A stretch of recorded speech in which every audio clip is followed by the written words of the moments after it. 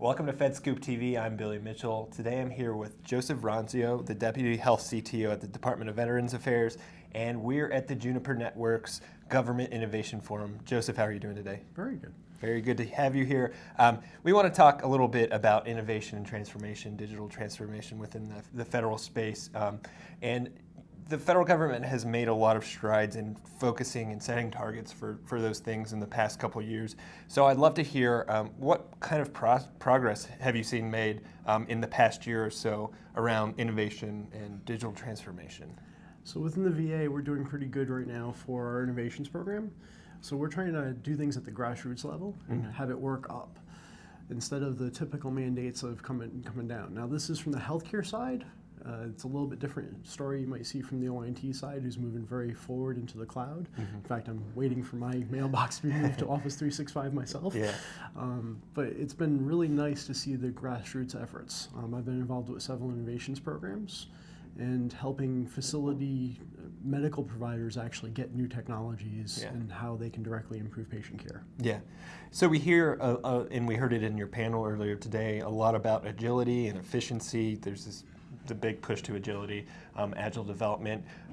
Why is that so important that government makes that move to agile, and how can agencies better implement it?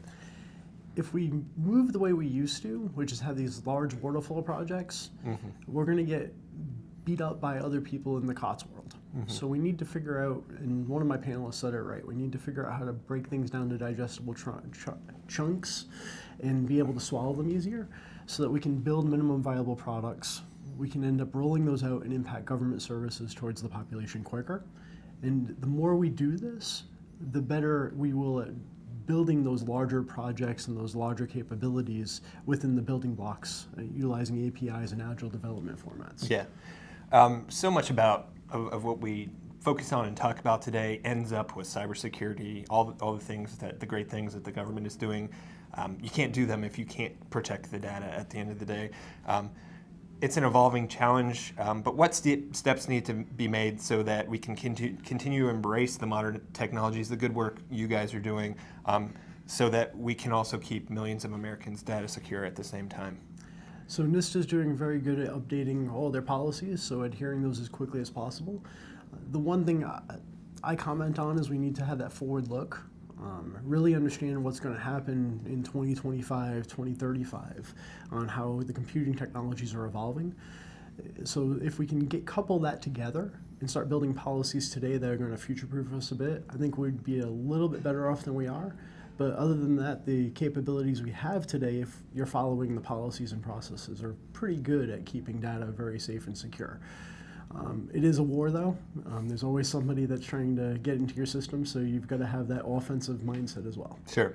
And then to close out, you guys on stage earlier talked a little bit about forward-thinking, next-gen steps that agencies can take, technologies to kind of plan for.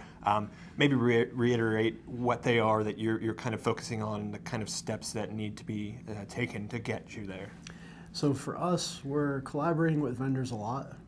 That has become our best foot forward on how we can move to latest generation technology. So collaborating with vendors and looking towards how our consumers, I mean for us at Veterans Health, it's patients, our veteran patients, and what they're really going to need in the far future. So looking at those technologies with a vendor collaboration and a research focus to change healthcare technologies in the future is our best capability in my view.